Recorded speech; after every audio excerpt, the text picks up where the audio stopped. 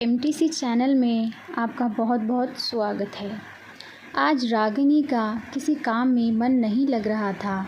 अपनी बीमार बूढ़ी माँ की चिंता उसे रह रह कर सता रही थी, परंतु माँ का हाल चाल जानने के लिए सुबह से न जाने कितनी बार उसने अपने भाई को फ़ोन लगाने की कोशिश की। बेल बज कर बंद हो जाती, लेकिन दूसरी ओर से कोई जवाब नहीं आ रहा था।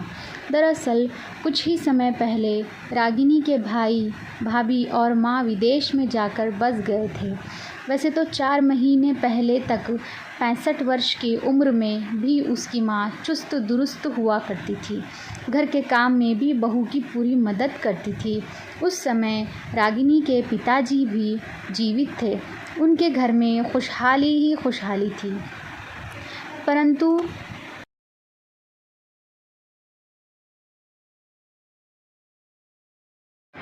न जाने उनकी खुशियों को किसकी नज़र लगी कि एक दिन अचानक उसके पिताजी सीढ़ियों से फिसल कर नीचे गिर गए और इस दुर्घटना में उन्हें ऐसी गंभीर चोटें लगीं जिसे उनका बूढ़ा शरीर झेल नहीं पाया और वे स्वर्ग सिधार गए। पति के इस तरह चले जाने का गम रागिनी की माँ बर्दाश्त ना कर पाई और उन्हें एक गहरा सदमा लगा, जिस कारण उनकी याददाश्त चली गई। अब तो आलम यह था कि वह अपने परिवार के सदस्यों को भी नहीं पहचान पाती थी। डॉक्टर से इलाज करवाने के बावजूद उसकी माँ की हालत में कोई सुधार नहीं आया। इस बात को अभी 3 महीने ही बीते थे कि रागिनी के भाई ने विदेश में सेटल होने का निर्णय ले लिया, लेकिन रागिनी नहीं चाहती थी कि उसकी माँ ऐसी हालत में कहीं जाए। लेकिन उसके भाई भाभी ने कहा कि विदेश में चिकित्सा सुविधाएं ज़्यादा अच्छी है, वहाँ वे लोग अच्छे से अच्छे डॉक्टर से इलाज करवाएंगे, जिससे माँ की हालत में जल्दी सुधार हो जाएगा। अभी रागिनी ये सब सोच ही रही थी कि उसी समय फ़ोन की घंटी बजी। उसके भाई सौरभ का फ़ोन था। रागिनी ने जल्दी से फ़ोन लपका और चिंतित स्वर में बोली, हेलो भैया, कैसे हैं आप? मैं कितने दिनों से आपको फ़ोन लगाने की कोशिश कर रही थी, लेकिन आपने फ़ोन उठाया ही नहीं। सब ठीक तो है? हाँ रागिनी, सब ठीक है। दरअसल मैं आजकल ऑफ़िस में कुछ ज़्यादा ही बिज़ी हूँ। क्या बताऊँ, 1 मिनट भी फुर्सत नहीं है। रात को भी घर देरी से लौटता हूँ, इसीलिए तुमसे बात नहीं कर पाया। अच्छा भैया, माँ कहाँ हैं? और उनकी तबीयत के बारे में सोच कर तो मुझे चिंता होती रहती है। अगर वो बात ना भी कर पाएँ तो आप वीडियो कॉल पर उनका चेहरा ही दिखा दीजिए। माँ का चेहरा देखकर ही मेरे मन को सुकून मिल जाएगा। अरे रागिनी, चेहरा क्यों देखना, मैं तुम्हारी माँ से बात ही करवा देता हूँ। यहाँ हम लोग माँ का इलाज बहुत अच्छे डॉक्टर से करवा रहे हैं। पता है रागिनी, यहाँ पर आकर तो उनकी तबीयत में काफ़ी सुधार हो गया है। अब तो उन्हें सब याद आने लगा है। मैं तुम्हारी उनसे अभी बात करवा देता हूँ। लो माँ, आपकी बेटी रागिनी का फ़ोन है। हेलो रागिनी, कैसी हो तुम बेटी? इतने समय बाद अपनी माँ के मुंह से अपना नाम सुनकर रागिनी बहुत खुश हुई। उसकी आंखें खुशी के आंसू से भर आई। फिर बोली, हम सब तो ठीक है माँ, आप कैसी हैं? बहुत समय हो गया था, आपसे बात ही नहीं हो पाई थी। दवाइयाँ तो समय पर लेती हैं ना? बेटा, मैं बिल्कुल ठीक हूँ। तेरे भाई भाभी मेरा बहुत ख्याल रखते हैं। तू मेरी चिंता मत किया कर। डॉक्टर ने मुझे पार्क में टहलने की सलाह दी है। अभी मेरा पार्क जाने का समय हो रहा है। मैं तुझसे बाद में बात करती हूँ। ठीक है माँ, ख्याल रखना। कहते हुए रागिनी ने भी फ़ोन रख दिया। उसी समय रागिनी का पति राघव ऑफिस से घर लौट आया और रागिनी को देखकर बोला, क्या बात है, आज तो हमारी धर्मपत्नी का चेहरा खिला खिला लग रहा है। लगता है कि आज माँ से बात हो ही गई। अरे आप आ गए? हाँ, मैं आज बहुत खुश हूँ। आप तो जानते ही हो, जब से पापा हमें छोड़कर गए हैं तब से माँ की याददाश्त चली गई है। उन्हें तो मेरा नाम तक भी याद नहीं था, लेकिन भैया ने विदेश में उनका इलाज किसी अच्छे डॉक्टर से करवाया है तो अब उनकी याददाश्त वापस आ रही है। आज उन्होंने मुझे मेरे नाम से पुकारा। मुझे बहुत खुशी हुई। जिस हालत में माँ यहाँ से गई थी, मुझे तो बस उनकी ही फ़िक्र लगी रहती थी। आज इतने समय बाद उनसे बात करके बहुत अच्छा लगा। इतना कहकर रागिनी रसोई घर में जाकर अपने पति राघव के लिए चाय बनाने लगी। फिर राघव ने कहा, अच्छा रागिनी, अगले सप्ताह हमारी शादी की सालगिरह है और मैं सोच रहा था कि इस बार शादी की सालगिरह दोस्तों और रिश्तेदारों के साथ खूब धूमधाम से मनाएं और एक शानदार पार्टी रखें।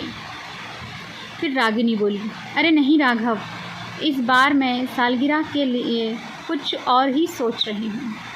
मुझे लगता है कि रिश्तेदारों और दोस्तों के साथ पार्टी करने से बेहतर है कि हम अपनी शादी की सालगिरह वाले दिन भगवान का शुक्रिया अदा करें और मंदिर में जाकर माथा टेकें और ज़रूरतमंद लोगों में उनकी आवश्यकता के सामान बांटें, जैसे कपड़े, भोजन वगैरह। कहते हुए रागिनी चाय प्याली में डालकर बाहर ले आई। रागिनी का आइडिया राघव को भी जच गया। वह बोला, इससे अच्छी बात और क्या हो सकती है। फिर रागिनी ने कहा कि क्यों ना इस बार वृंदावन चले और कान्हा जी के दर्शन करें। मैंने मन्नत मानी थी कि माँ ठीक हो जाएगी तो हम ठाकुर जी के दर्शन करने वृंदावन जाएंगे। जो हुक्म मेरे आका, राघव ने सिर झुकाते हुए मस्ती भरे अंदाज में कहा। तो रागिनी खिलखिलाकर हंस पड़ी और वृंदावन जाने की बात सुनते ही उनके दोनों बच्चे भी खुशी से उछल पड़े। फिर रागिनी बोली, तो ठीक है, हम कल बाज़ार जाकर गरीबों में बांटने के लिए खाने का सामान ले आएंगे। तो राघव बोला, खाने का सामान ही क्यों रागिनी, इतनी सर्दी है तो गरीबों में बांटने के लिए कंबल भी खरीद लाएंगे।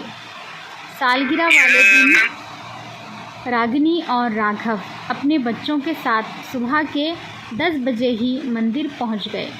रागिनी ने देखा कि मंदिर के बाहर एक बड़ा सा छप्पर बना हुआ था, जहां न जाने कितने ही गरीब लोगों को आश्रय में मिला हुआ था, जिनमें अधिकतर लोग बुजुर्ग थे।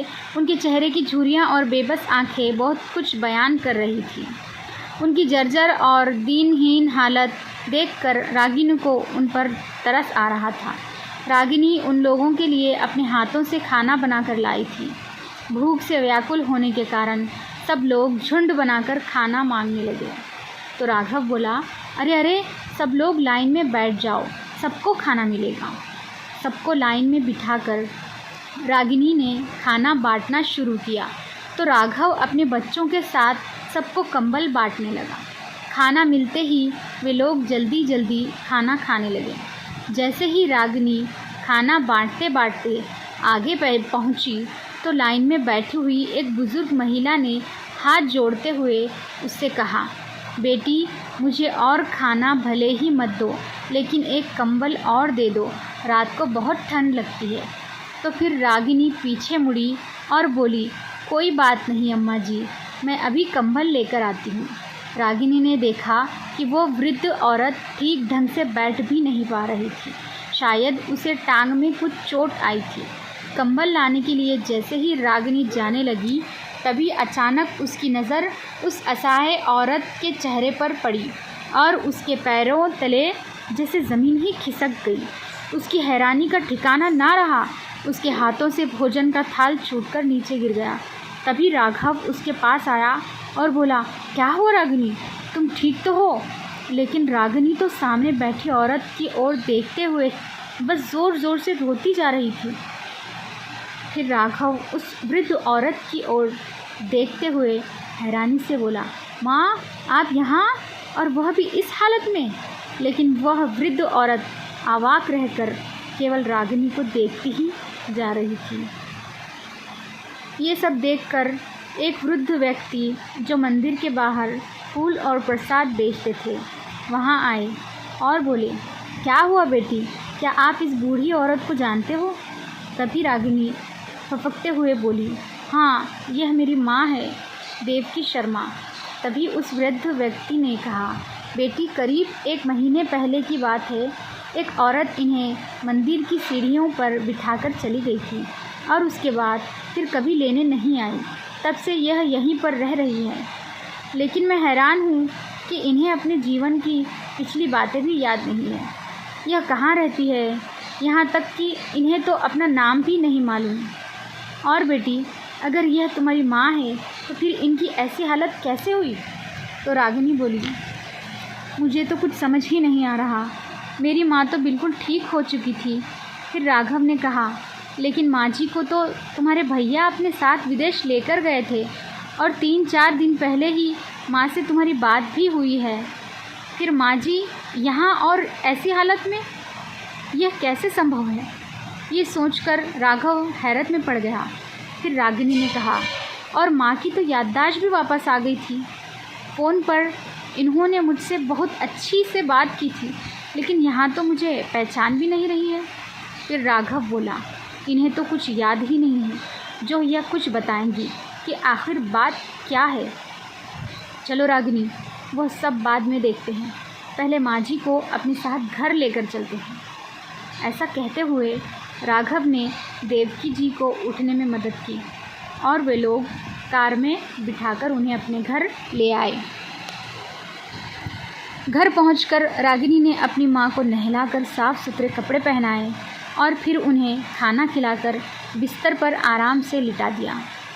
लेकिन रागिनी और राघव अभी तक उलझन में थे और इसी उलझन को सुलझाने के लिए रागिनी ने अपने भाई को फ़ोन लगाया। हेलो भैया, कैसे हो आप? कहीं बिज़ी तो नहीं? तभी रागिनी का भाई बोला, अरे नहीं, घर पर ही हूँ। अभी अभी नाश्ता किया है।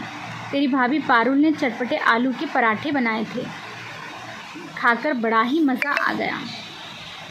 अच्छा भैया, एक बार माँ से तो बात करवाना। वो क्या है ना, बच्चे नानी से बात करने की ज़िद कर रहे थे। सारा मामला जानने के उद्देश्य से रागिनी ने कहा तो सौरभ बोला, ठीक है रागिनी, अभी बात करवाता हूँ। लीजिए माँ, रागिनी का फ़ोन है। दूसरी ओर से हूबहू रागिनी की माँ जैसी आवाज़ आई, रागिनी बेटी, अभी मेरी तबीयत कुछ ठीक नहीं है। सिर में बहुत ज़ोर से दर्द हो रहा है। मैं दवाई खाकर सोने जा रही हूँ। तुझसे फिर कभी बात करूँगी। वो आवाज़ सुनकर तो रागिनी का सिर चकराने लगा। आखिर ये क्या हो रहा है? फिर थोड़ी देर बाद रागिनी के भाई ने फ़ोन लेते हुए कहा, वाह, क्या है रागिनी, क्या है ना रागिनी, माँ को यहाँ आकर सर्दी ज़ुकाम लग गया है, इसीलिए थोड़ी सुस्त सी रहती है। मैं तुम्हारी फिर कभी बात करवा दूँगा। अपनी माँ से फ़ोन पर बात करने के बाद रागिनी हैरान रह गई कि आखिर जो उसने फ़ोन पर आवाज़ सुनी थी वो आवाज़ किसकी थी। अब तो वह और भी ज़्यादा उलझन में पड़ गई। फ़ोन स्पीकर पर था। राघव ने भी फ़ोन पर चल रही सारी बातें सुनी। वह बोला, रागिनी, क्या तुम्हें पक्का यकीन है कि यह तुम्हारी माँ ही है? कहीं हम किसी और को तुम्हारी माँ समझकर तो घर नहीं ले आए? तो रागिनी बोली, आप भी कैसी बातें कर रहे हैं? बेटी हूँ मैं उनकी, क्या मैं उन्हें नहीं पहचानूंगी? फिर भी यदि कोई शक की गुंजाइश है तो मैं एक बार चेक कर लेती हूँ। कुछ वर्षों पहले माँ की टांग का ऑपरेशन हुआ था और उनके टांग में रॉड डाली गई थी। उसका निशान अब भी उनकी टांग पर होना चाहिए। ऐसा कहते हुए रागिनी अपनी माँ के पास गई और उनकी टांग पर से कपड़ा हटाया। निशान वही मौजूद था। अब से पक्का यकीन हो गया था कि यह उसकी माँ है। लेकिन राघव, अब तक भैया मुझे किसकी आवाज़ सुनाते आए थे। ज़रूर कोई बहुत बड़ी साजिश रची जा रही है, लेकिन इसका खुलासा कैसे होगा? वे लोग तो विदेश में हैं और माँ को कुछ याद नहीं है। तो राघव बोला, रागिनी, शांत हो जाओ। सबसे पहले हम माँ जी का किसी अच्छे डॉक्टर से इलाज करवाते हैं। माँ का ठीक होना सबसे ज़्यादा ज़रूरी है।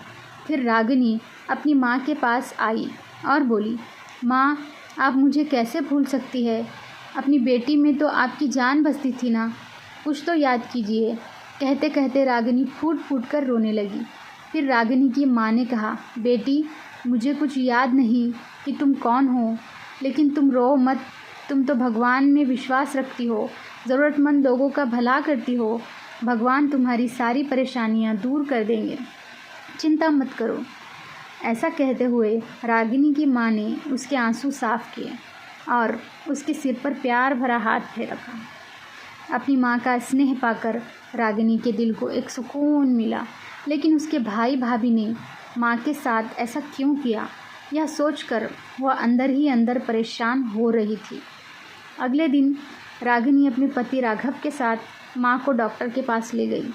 जांच पड़ताल करने के बाद डॉक्टर ने बताया कि हालांकि याददाश्त का वापस आना बहुत मुश्किल होता है, परंतु यदि उचित समय पर दवाई दी जाए और मरीज़ को पुरानी बातें याद दिलाई जाए तो शायद ऐसा संभव है, लेकिन कुछ पक्का नहीं कह सकते।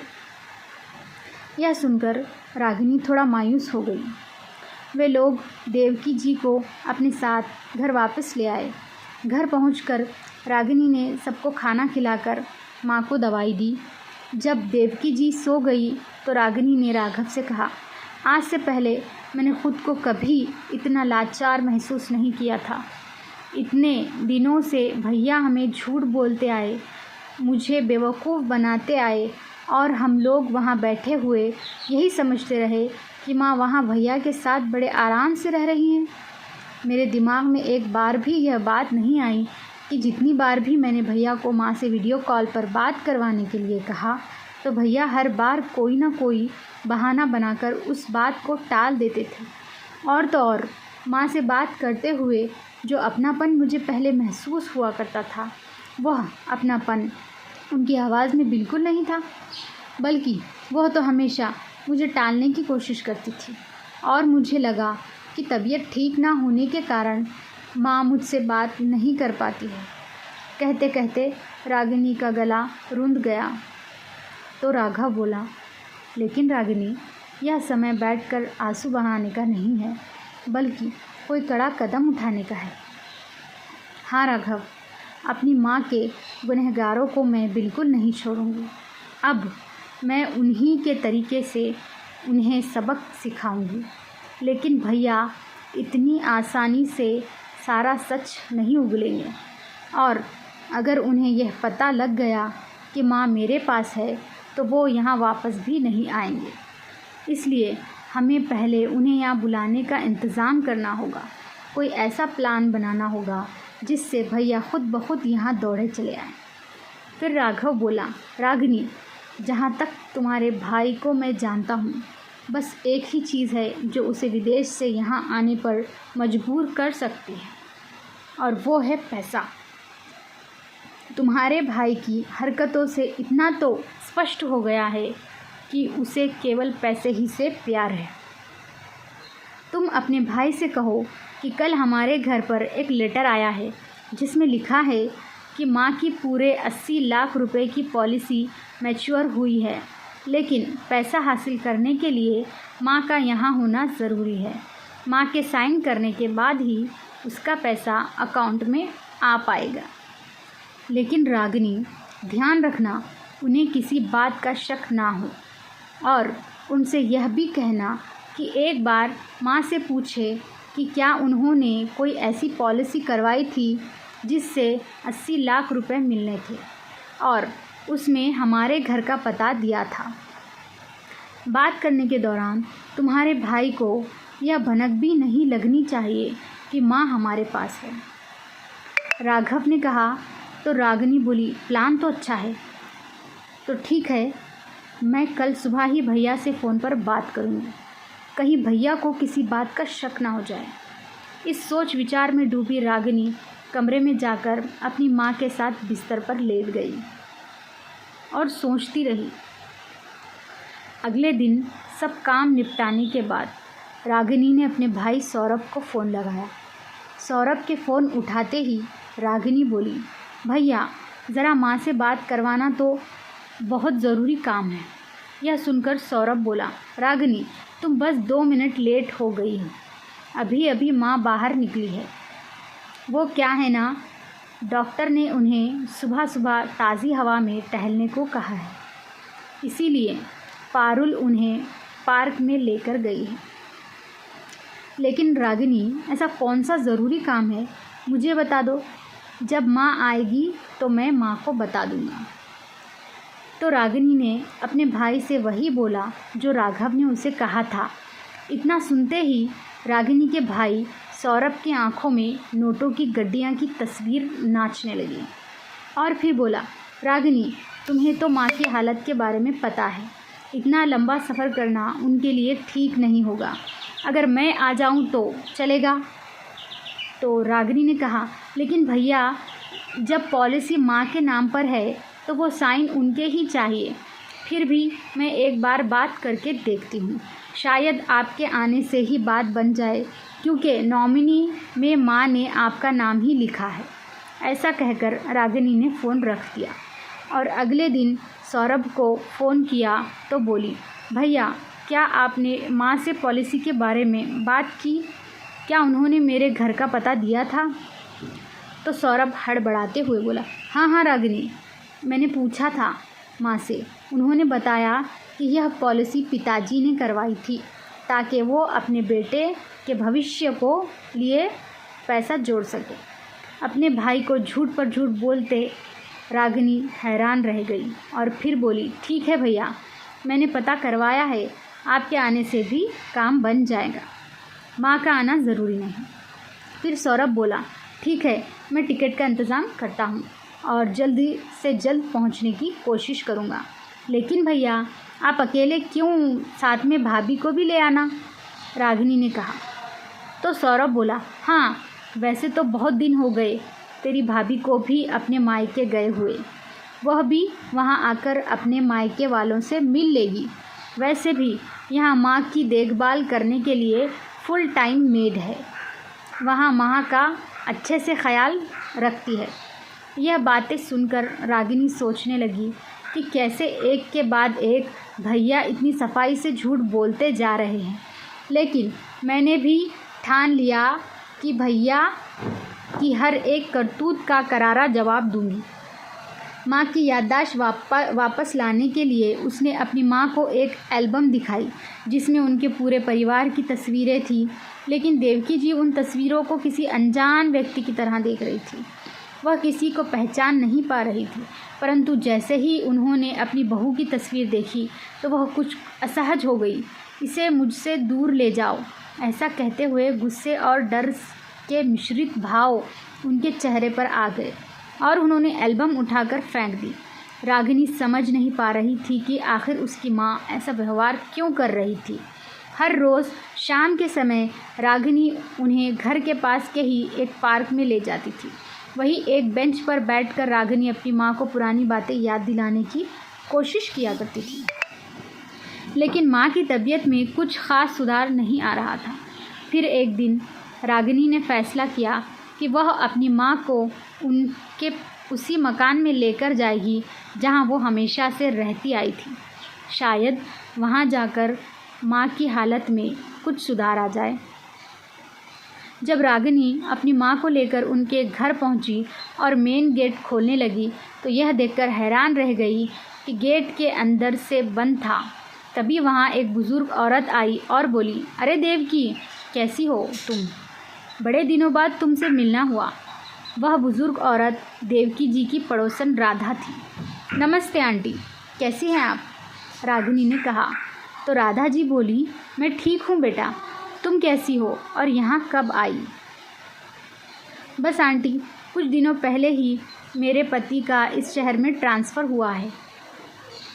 फिर उसकी माँ की ओर देखते हुए राधा जी बोली, लेकिन बेटी, तेरी माँ मुझे कुछ ठीक नहीं लग रही। क्या बताऊँ आंटी, जब से पापा हमें छोड़कर गए हैं तब से माँ की यही हालत है। भैया ने भी माँ का बहुत इलाज करवाया था, लेकिन माँ की हालत जस की तस बनी हुई है। अरे बेटी, तू इलाज की बात करती है, तेरे भाई भाभी ने तो तेरे माता पिता को सभी ठीक ढंग से बात तक नहीं करते थे। अक्सर तेरी माँ अपना दुखड़ा मेरे आगे रोया करती थी। मैंने उसे बहुत कहा था कि एक बार इस बारे में अपनी बेटी को खबर करो, लेकिन वह तुम्हें परेशान करना नहीं चाहती थी, इसीलिए वो रही। तुम्हें मालूम है बेटी, जब तुम्हारे पिताजी जीवित थे तो अक्सर इस घर से लड़ाई झगड़े की आवाज़ें आती थी।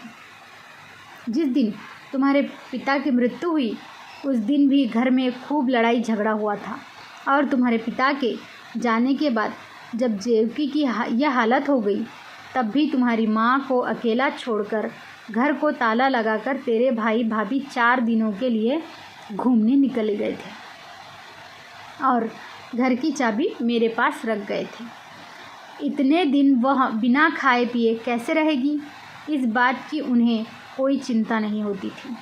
चाबी मेरे पास होती थी तो मैं जाकर उसे खाना दे आती थी। तुझे क्या लगता है कि तेरे भाई भाभी ने तेरी माँ का इलाज करवाया होगा? कहते कहते राधा जी की आवाज़ रुआंसी हो गई। यह सारी बातें सुनते सुनते रागिनी के दुख का ठिकाना ना रहा और वह फूट फूट कर रोने लगी। राधा जी ने उसके आंसू पोंछते हुए कहा, अपने घर के अंदर आने को कहा तो रागिनी खुद को संभालते हुए बोली, नहीं आंटी, मैं माँ को उनके अपने घर में लेकर आई थी ताकि उन्हें कुछ पुरानी बातें याद दिला सकूं। तो राधा जी बोली, बेटा अब यह घर तेरी माँ का रहा ही कहाँ है? यह घर तो विदेश जाने से पहले तेरे भाई भाभी ने बेच दिया था। तभी रागिनी ने हैरानी भरे स्वर में कहा, भैया ने यह मकान बेच दिया और मुझे पता तक नहीं? लेकिन पापा के जाने के बाद तो माँ इस मकान की मालकिन थी, तो भैया इससे कैसे बेच सकते हैं? तो राधा जी बोली, अरे बेटी, तेरी माँ की ऐसी हालत थी कहाँ थी जो किसी बात का विरोध कर सके। लेकिन बेटी, वह तो देवकी को भी अपने साथ ही लेकर गए थे ना, फिर यह यहाँ कैसे? राधा जी ने पूछा तो रागिनी ने रोते हुए उन्हें सारी बात बताई कि उसे उसकी माँ किस हालत में मिली और उसके बाद क्या क्या हुआ। सौरभ की करतूत जानकर राधा जी आश्चर्यचकित रह गई। फिर रागिनी बोली, अपने माँ पिताजी के लिए एक एक आंसू का बदला मैं उनके गुनहगारों से ज़रूर लूँगी। फिर राधा जी बोली, बेटी, कभी किसी काम में हमारी कोई मदद चाहिए हो तो बिना झिझक बताना। कितना जिंदा दिल हुआ करती थी मेरी सहेली देवकी, और बेचारी पर न जाने ऐसी क्या बीती जो इसकी यह हालत हो गई। दुखी मन से रागिनी अपनी माँ को लेकर घर वापस आ गई। कुछ दिन बीते तो रागिनी का भाई सौरभ भी अपनी पत्नी के साथ भारत पहुँच गया। उनके रागिनी के घर पहुँचने से पहले ही रागिनी ने अपनी माँ को एक कमरे में छुपा दिया था। जब भाई भाभी घर पहुँचे तो रागिनी और राघव ऐसा व्यवहार कर रहे थे कि मानो उन्हें कुछ मालूम ही ना हो। अभी 5 मिनट भी नहीं बीते थे कि सौरभ बोला, रागिनी, पेपर्स पर साइन करने कब चलना है? तो राघव ने कहा, अरे भैया, आप लोग अभी अभी तो आए हैं, यह सब काम भी हो जाएंगे, इतनी भी क्या जल्दी है, कोई परेशानी नहीं है। फिर रागिनी ने कहा, हाँ भैया, ज़रा थोड़ी देर बैठकर चाय नाश्ता तो कर लीजिए। तो सौरभ बोला, अरे नहीं नहीं, दरअसल वहाँ माँ अकेली है और मुझे उनकी चिंता हो रही है। अब जितने अच्छे तरीके से हम उनकी देखभाल कर सकते हैं, मेड तो नहीं करेगी ना। हम अपने लिए परेशान नहीं हैं, बस माँ के कारण जल्दबाजी कर रहे हैं। फिर उसकी पत्नी पारुल बोली, हाँ दीदी, आपके भैया को तो माँ जी की इतनी चिंता है कि उनके खाने पीने से लेकर दवाइयों तक का ध्यान खुद रखते हैं। इसीलिए उन्होंने कल सुबह की फ़्लाइट की टिकट भी बुक करवा ली है वापस जाने के लिए। उसी समय रागिनी बोली, हाँ भैया, माँ की चिंता तो होनी जायज़ ही है। एक काम करो, माँ को फ़ोन कर लो या फिर वीडियो कॉल ही कर लो, उनसे बात भी हो जाएगी और पता भी चल जाएगा कि वो ठीक ठाक है या नहीं। उसी समय सौरभ हड़बड़ाते हुए बोला, अरे नहीं नहीं, वैसे ही माँ की तबीयत ठीक नहीं रहती और इस समय वो खाना खाकर सो चुकी होगी। थोड़ी देर पहले ही मैंने मेड से बात की थी, उसने बताया था कि माँ अभी सो रही है, तो फिर क्यों उन्हें डिस्टर्ब करना, मैं बाद में बात करवा दूँगा। फिर रागिनी बोली, सच में कितनी चिंता है तुम्हें माँ की। चलो, तुम्हारी ये चिंता तो मैं दूर कर देती हूँ। तुम लोग ना सही, मैं तुम्हें माँ से मिलवा देती हूँ। इतना सुनते ही सौरभ और उसकी पत्नी हैरानी से कभी रागिनी की ओर देखते तो कभी एक दूसरे की ओर। उसी समय राघव देवकी जी को कमरे से बाहर ले आया। उन्हें अपने सामने देखते ही सौरभ और पारुल की आंखें फटी की फटी रह गई। उनके पसीने छूटने लगे तो रागिनी बोली, अरे क्या हो गया भैया, आप इतना चौंक क्यों गए? आप दोनों को क्या लगा था कि इतना बड़ा कांड करने के बाद आप लोग यूं ही बच जाओगे? अरे भैया, माँ की कोई पॉलिसी थी ही नहीं, वह तो सिर्फ एक बहाना था आप दोनों को यहाँ बुलाने के लिए। और देखो, आप लोग पैसों के लालच में यहाँ तक चले भी आए। और क्यों ना आते, पैसों के लालच में तो आपने माँ और पिताजी का जीना भी हराम कर दिया। तो फिर विदेश से यहाँ आना तो बहुत छोटी सी बात थी, है ना भैया? और वैसे भी माँ ने मुझे आप लोगों की सच्चाई पहले ही बता दी थी। और अब आप दोनों वापस विदेश नहीं, जेल जाएंगे, रागिनी ने ऊंची आवाज़ में कहा। तो सौरभ कांपते हुए बोला, क्या कहा तुमने? माँ ने तुम्हें हमारी सच्चाई बताई है? लेकिन माँ, ये सब तुम्हें कैसे बता सकती है? माँ, क्या आपको सब कुछ याद आ गया है? तो रागिनी ने कहा, अच्छा, तो इसका मतलब यह है कि तुम मानते हो कि यह हमारी माँ है? तो फिर अब इस बात का भी खुलासा कर ही दो कि तुमने अपनी माँ ही को ऐसी हालत में तिल तिल मरने के लिए क्यों छोड़ दिया? क्या तुम्हें माँ पर बिल्कुल तरस नहीं आया? इतना सुनते ही सौरभ की नज़रें नीचे झुक गई। फिर रागिनी कड़कते स्वर में बोली, भैया सच सच बताओ, जिससे आज तक तुम मेरी बात करवाते आए थे वो औरत कौन थी, जिसकी आवाज़ बिल्कुल माँ की तरह थी? मेरे पास तुम्हारे ख़िलाफ़ कुछ ऐसे सबूत हैं जिससे मैं तुम्हें जेल की हवा खिला सकती हूँ। फिर तुम विदेश जाना तो दूर, एयरपोर्ट तक भी नहीं पहुँच पाओगे। लेकिन अगर सच्चाई बता दी तो शायद मैं तुम्हें माफ़ कर दूँ। फिर सौरभ ने कहा, मैं हमेशा से ही विदेश जाकर वहाँ बसना चाहता था, और जब इस बारे में मैंने पिताजी से बात की और उन्हें मकान बेचने को कहा ताकि मैं विदेश जाने के लिए पैसे जुटा सकूं, तो पिताजी ने साफ साफ मना कर दिया।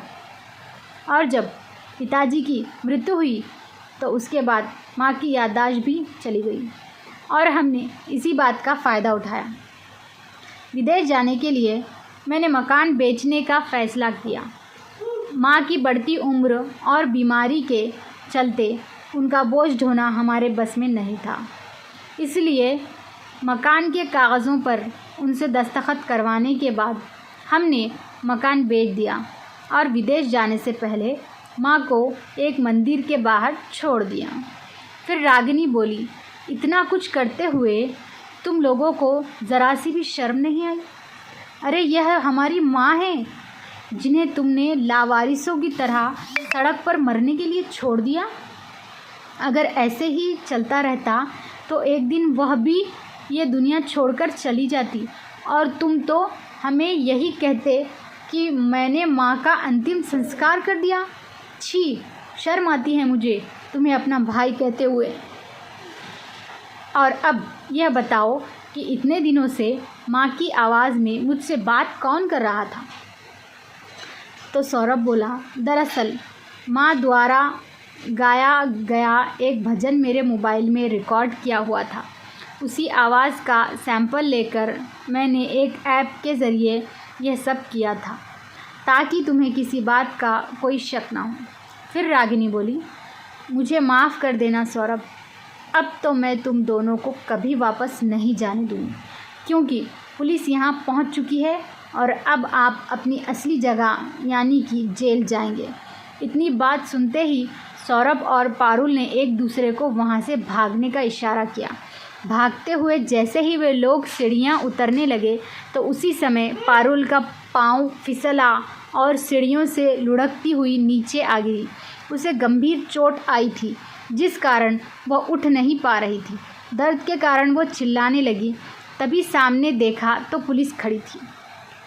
अपने भाई भाभी के साथ बात करते हुए रागिनी ने मोबाइल में सारी बातें रिकॉर्ड कर ली थी। सब कुछ बताते हुए जब रागिनी पुलिस के हाथ में सबूत देने लगी तो उसकी माँ पारुल की ओर इशारा करते हुए ज़ोर से चिल्लाई, यही है वो, यही है मेरी पति की कातिल रागिनी। इसी औरत ने तेरे पापा को सीढ़ियों से नीचे धक्का दिया था, जिस कारण तेरे पापा की जान चली गई। इसी औरत ने तबाह किया है मेरा हंसता खेलता परिवार। कहते कहते देवकी जी रोने लगी। अपनी माँ की यह बात सुनकर रागिनी शॉक रह गई। माँ, ये क्या कह रही हैं आप? क्या पापा को भाभी ने मारा था? हाँ बेटी, तू नहीं जानती कि तेरे भाई भाभी ने हमारा जीना दुश्वार कर दिया था। यह लोग सारी संपत्ति हड़प कर विदेश जाना चाहते थे, लेकिन तेरे बाबूजी ने जानते थे कि एक बार सब कुछ उनके नाम पर कर दिया तो यह लोग हमें सड़क पर ले आएंगे। तेरे बाबूजी को अपने रास्ते से हटाने के लिए तेरी भाभी ने उन्हें हमेशा के लिए मौत की नींद सुला दिया। इतना सुनकर रागिनी और राघव की आंखें फटी की फटी रह गई कि आखिर अपना स्वार्थ साधने के लिए कोई इतना नीचे कैसे गिर सकता है। फिर देवकी जी बोली, लेकिन उस भगवान की लाठी में आवाज़ नहीं होती। इस जालिम औरत ने अपने ससुर को सीढ़ियों से धक्का दिया था और देखो आज यह औरत खुद सीढ़ियों से गिरकर चोट खा बैठी है और दर्द के कारण चिल्ला रही है। इंस्पेक्टर साहब, इन लोगों को कड़ी से कड़ी सज़ा दिलवाइएगा।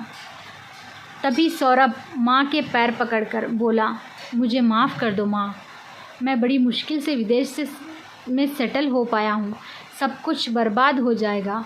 उसी समय देवकी जी ने उसके मुंह पर एक ज़ोरदार थप्पड़ रसीदा और बोली, तुम्हारे गुनाहों की कोई माफ़ी नहीं है। तुमने जो कुछ किया उसकी सज़ा तो तुम्हें मिलकर ही रहेगी।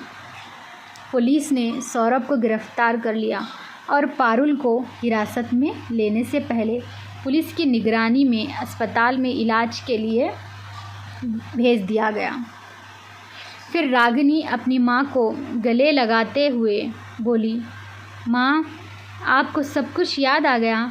तो देवकी जी बोली, हाँ बेटा, पारुल को सीढ़ियों से गिरते देख मुझे फिर से वही मंज़र याद आ गया जब उसने तेरे पापा को सीढ़ियों से धक्का दिया था और उसके साथ सारी पिछली बातें भी याद आ गई। तो रागिनी ने मुस्कुराते हुए कहा, लेकिन माँ, अब खुशी मनाने के दिन आ गए हैं, तो भूल जाइए पुरानी बातों को। रागिनी की बात सुनकर उसके दोनों बच्चे बोले, अरे माँ, अभी अभी तो नानी को सब कुछ याद आया है और आप कहती है कि भूल जाओ। बच्चों की बात सुनकर रागिनी अपने माथे पर हाथ रखते हुए बोली, अरे मेरा मतलब है कि पुरानी कड़वी यादों को भूल जाओ। इस बात पर वे सब लोग हंस पड़े।